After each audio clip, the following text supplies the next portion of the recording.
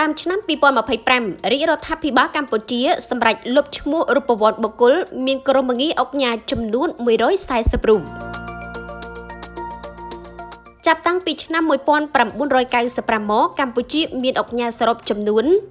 1947រូបក្នុងនោះ140រូបត្រូវបានលុបឈ្មោះចេញពីបញ្ជីក្រុមងារអង្គការគណៈរូបវន្តបុគ្គលមួយចំនួនប្រព្រឹត្តខុសនឹងច្បាប់រដ្ឋដែលនាំឲ្យប៉ះពាល់ទៅដល់កិត្តិយសថ្លៃថ្នូរនិងតម្លៃក្រុមងារអង្គការសម្ដេចហ៊ុនម៉ាណែតនាយករដ្ឋមន្ត្រីបានថ្លែងថាតាមទិន្នន័យដែលយើងមានពីឆ្នាំ1995មានអង្គការ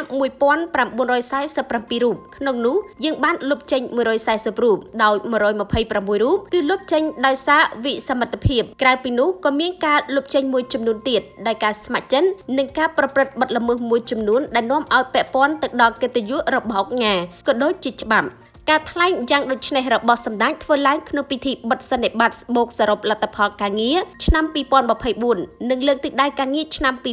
2025របស់សមាគមអង្គការកម្ពុជានាថ្ងៃសុក្រខែមីនានេះសម្ដេចមានប្រសាសន៍ថាពីមុនមកអ្នកដែលជាកងកម្លាំងប្រដាប់អាវុធក៏អាចទទួលបានក្រុមងារជាអង្គការបានដែរប៉ុន្តែក្រោយមកមានគោលការណ៍ណែនាំថាអ្នកដែលមានក្រុមងារជាអង្គការជាឧត្តមសេនីយ៍ក្នុងកងទ័ពក្នុងនគរបាលនិងតម្រូវឲ្យជ្រើសរើសមួយដូច្នេះក្រុមងារអង្គការក៏មានការថយចុះដែរទន្ទឹមគ្នានេះដើម្បីកុំឲ្យមានបញ្ហាសម្ដេចនាយករដ្ឋមន្ត្រីបានណែនាំឲ្យធ្វើបច្ចុប្បន្នភាពក្រុមងារអង្គការទោះបីជាអង្គការនោះមិនមែនជាសមាជិករបស់សមាគមអង្គការក៏ដោយសម្ដេចមានប្រសាសន៍ការចូលជាសមាគមអង្គការគឺជាការស្ម័គ្រចិត្តហើយចូលជាអង្គការក៏ជាស្ម័គ្រចិត្តអ្នកដែលមានលក្ខណៈសម្បត្តិគ្រប់គ្រាន់គឺអាចស្នើសុំក្រុមងារប៉ុន្តែត្រូវមានការវិតម្លៃសម្ដេចបន្តថាកិច្ចការទាំងអស់នេះគឺធ្វើឡើងមិនមែនដើម្បីការគ្រប់គ្រងគៀបសង្កត់ទេប៉ុន្តែដើម្បីរួមគ្នាថែរក្សានៅអភិក្រមក៏ដូចជាការសាមគ្គីភាពគ្នាក្នុងនាមជាជាតិមួយវិស័យឯកជននិងរដ្ឋ